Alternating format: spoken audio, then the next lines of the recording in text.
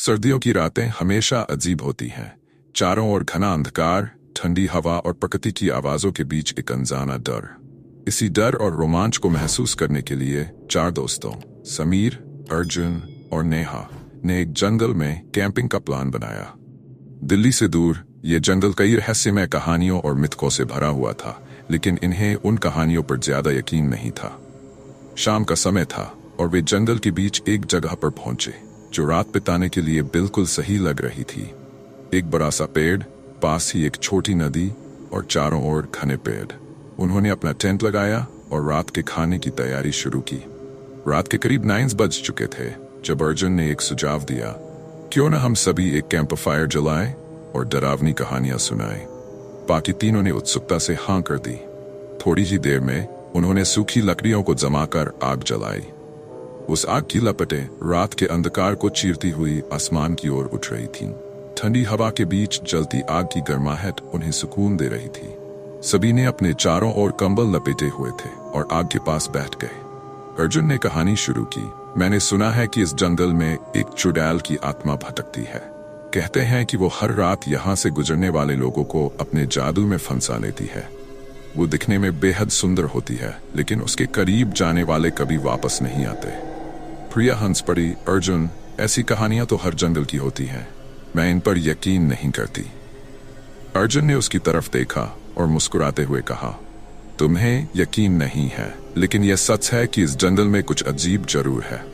समीर ने माहौल को हल्का करने के लिए कहा, अरे डरने की जरूरत नहीं है, ये सब बस मन की बातें हैं, कोई भूत चुड़ैल नहीं होती। नेहा चुपचाप बैठी थी। उसे ऐसी कहानियों में दिलचस्पी नहीं थी, लेकिन अचानक उसने कुछ अजीब महसूस किया। उसने महसूस किया कि जैसे कोई उन्हें देख रहा हो। उसने चारों ओर देखा, लेकिन वहां कोई नहीं था। फिर भी उसकी बेचैनी बढ़ने लगी।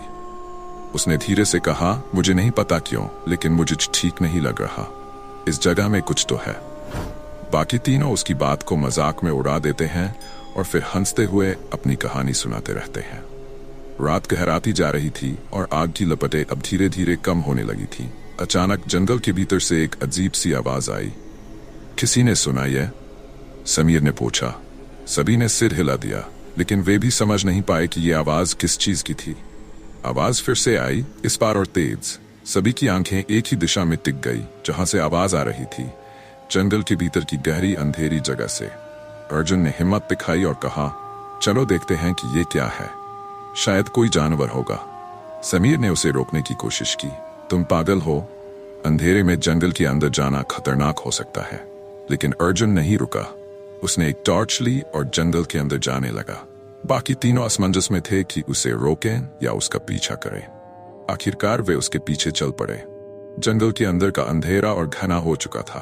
पेड़ों की शाखाएं और पत्तियां हर कदम पर किसी न किसी चीज से टकरा रही थीं। कुछ दूर चलने के बाद उन्हें एक अजीब सी गंध महसूस हुई। ये गंध सड़ी हुई चीज की थी और जैसे जैसे वे आगे बढ़ते गए, गंध और भी तेज होती गई। फिर अचानक उन्हें सामने एक टूटा फूटा घर दिखा।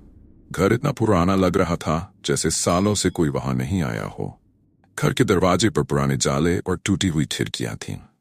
अर्जुन ने टॉर्च की रोशनी उस घर पर डाली और धीरे धीरे उसकी तरफ बढ़ा। बाकी तीनों उसके पीछे चल पड़े, लेकिन हर किसी के दिल में अब डर बस चुका था। जैसे ही वे घर के करीब पहुंचे, दरवाजा अपने आप खुल गया। दरवाजे की चरमराती आवाज से उनके रोंगटे खड़े हो गए। अंदर का माहौल और भी अजीब था।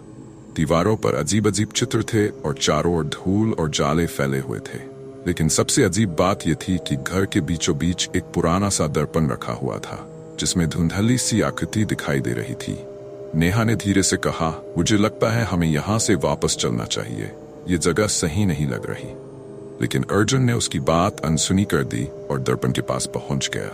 जैसे ही उसने दर्पण को छुआ, उसके अंदर की आकृति धीरे धीरे स्पष्ट होने लगी। वह एक महिला की आकृति थी, जिसकी आंखें काली और चेहरा विकृत था।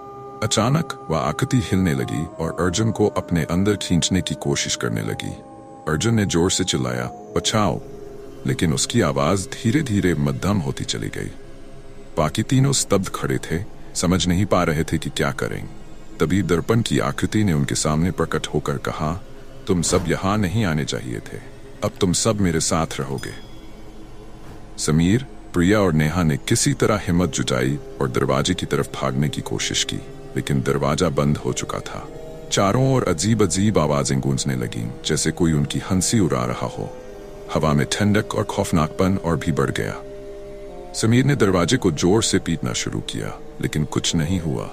तभी अचानक उस महिला की आत्मा ने उनके चारों ओर एक घेरा बना लिया। उसकी आंखें काली हो गई और उसने जोर से हंसते हुए कहा, अब कोई नहीं बचेगा। आखिरकार वे तीनों एक ही पल में बेहोश होकर जमीन पर गिर पड़े। जब उनकी आंख खुली तो वे जंगल के बाहर थे। उन्हें कुछ भी याद नहीं आ रहा था कि वे वहां कैसे पहुंचे, लेकिन उनके दिलों में एक डर हमेशा के लिए बस चुका था। कुछ महीनों बाद उस जंगल में एक और कहानी जुड़ गई। लोग कहते हैं कि वहां जो भी कैंपिंग करने जाता है उसे एक पुरानी आत्मा अपने साथ ले जाती है, और ये कहानी अब जंगल की सबसे डरावनी कहानियों में गिनी जाती है। एक कहानी जिसे वे खुद जी चुके थे, लेकिन किसी को बता नहीं सकते थे। कहानी खत्म हो चुकी थी, लेकिन कैंपफायर की आग बुझते ही डर अभी भी जंगल में भटक रहा था।